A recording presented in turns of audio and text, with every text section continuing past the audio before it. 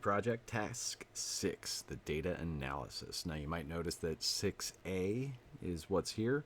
I might have forgotten to put a 6B. 6B is actually doing the write-up. You should probably need to take a little bit more time, possibly in class, possibly as homework, to do some of this stuff. This is kind of a chunky assignment. You might also notice that this assignment needs you to submit something a little bit different. It's a link to your spreadsheet this time, because that is the place that we'll be doing our analysis. So again, the PDF is going to take you to something that looks like this. So we need to navigate to the Responses tab, click Link to Sheets, set up a spreadsheet. I'll show you how to do that. Again, we need 30 or more responses from only our population of interest. So if anybody from a class or school that is not in your population of interest answers the survey, we need to remove them before we do any analysis. That might end up meaning that you have fewer than 30, so you need to gather some more. You can use your graphing calculator then to add your data set and find a linear, exponential, and quadratic model. You should, again, note the r-squared value for each of those. And then you'll use either Google Sheets or Desmos to create a scatter plot of the data. Again, Google Sheets is often easier to copy and paste into a Google Doc. And then we'll go back to the results and state a few things, such as, did we need to remove any responses? So we actually need to do the analysis before we can talk about the results. That's why results write-up is part B. Present the scatter plot. State the linear, exponential, and quadratic regressions with their r-squared values. And later on, we will explain how we decided which one is going to be our best. So let's look at an example. So this is the travel at distance and missing classes survey they have. So we can go to the Responses tab, and then we will just click this Link to Sheets with the little green spreadsheety kind of looking thing. Remember, so we're going to create a new spreadsheet. You could also add it to an old spreadsheet in case you had to reload any of or reuse any of those. And here are our responses. Excellent. So we might need to change some of these. First thing to, again, is look through and make sure that you only have your population of interest. Somebody said freshman. I think that might have been me. It might have been a way to tell myself to, oh, I'm still loading all of the data. There we go.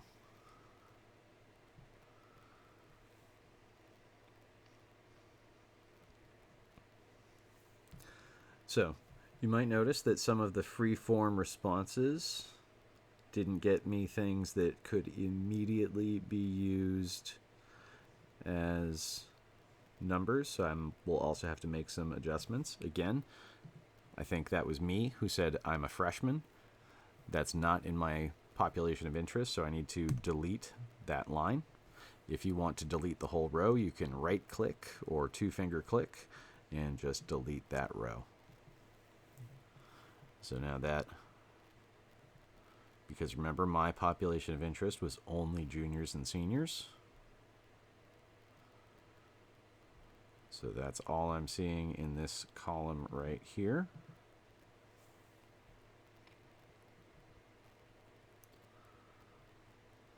Excellent. The next thing, again, because I want only numbers, 2 miles should just be 2. 18 minutes. 18 minutes isn't actually a length. It's not a number of miles. So I need to remove this person from my data set as well.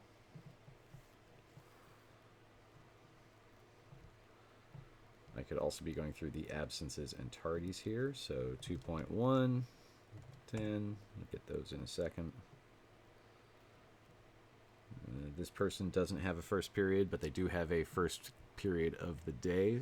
So I'll have to delete them from the data set. 1 mile,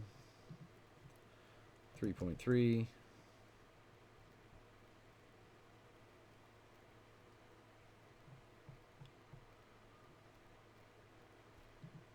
3.1. Oh, 3.1. Nope. 3.1. There we go. Sorry. 2.3. So anyway, I need to validate all of my data. I need to continue this, and I shouldn't bore you too much with that. Again, I'm going to have to get all of these numbers as numbers so that I can start putting them into my graphing calculator and start creating scatter plots. So the scatter plot option should often be, here, let's move over here for a minute.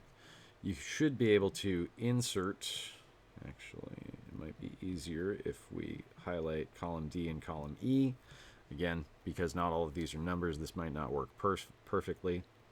But if we insert a chart,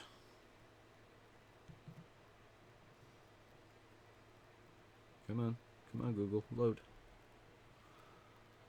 Let's try to make a chart out of my numbers.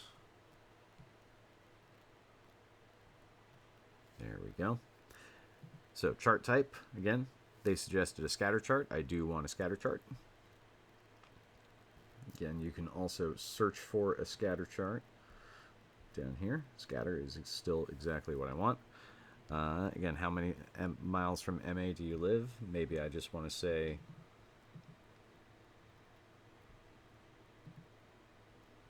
yeah, that's what that is. Somebody said that they live 10,000 miles away from MA. I'm going to have to take them out of the data sets because it's messing up what my X and Y charts are looking like. That's actually good though. So let's customize a little bit. Chart axis and titles. Actually, we want to go to our vertical axis, our Y axis. So how many tardies and absences do you have from first semester? We might just call that tardies and absences for the whole title. Again, my vertical axis seems like it's going up way too high. So let's set our minimum value. Let's set that to -1 just so we can get a little bit there. Set our maximum value. Let's try to get this something reasonable like 25.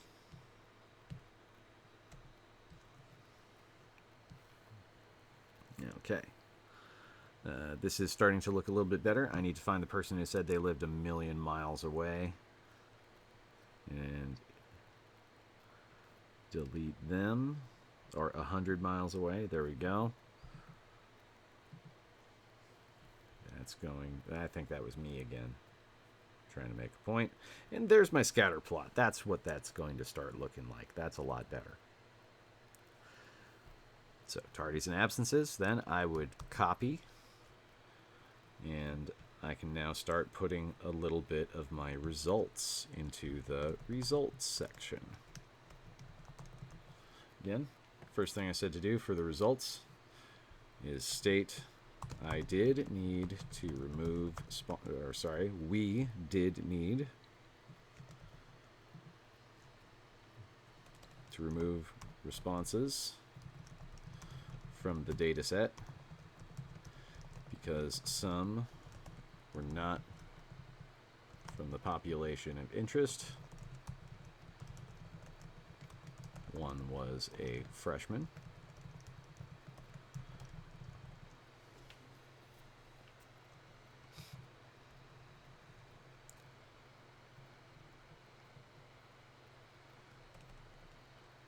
One gave a time instead of a distance.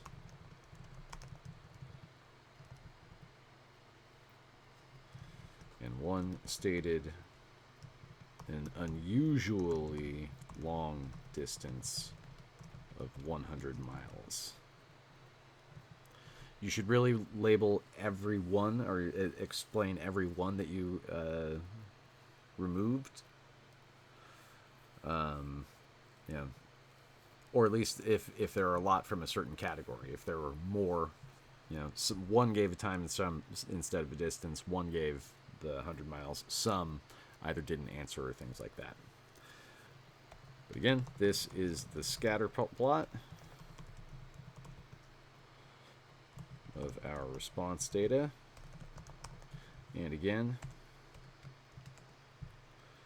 you can usually just highlight in here, copy, go back into your document and paste, but we will not link it right now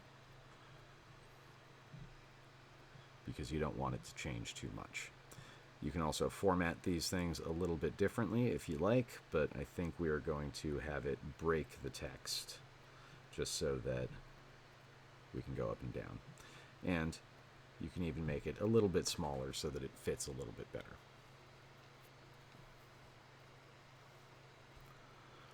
Again, I would need to start stating my linear regression model.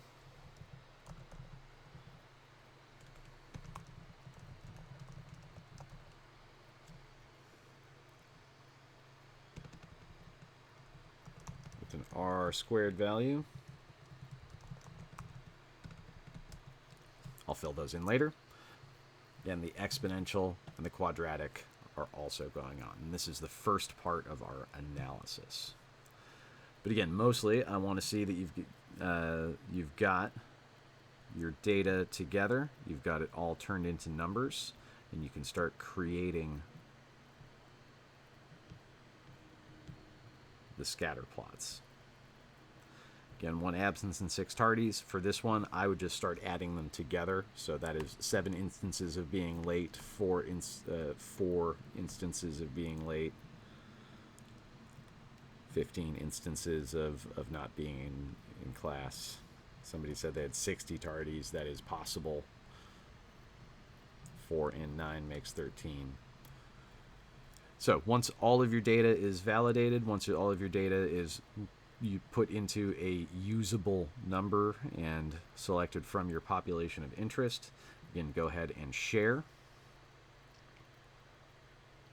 And just copy the link. Again, we're going to submit to the data analysis here, but again, if I go into student view, it's still locked. So I'm going to leave student view and remind you again by using the last time we had to do something slightly different. Task 4. Again, I'm just using this as an example of how to turn into task 6. Again, you would click Start Assignment or New Attempt.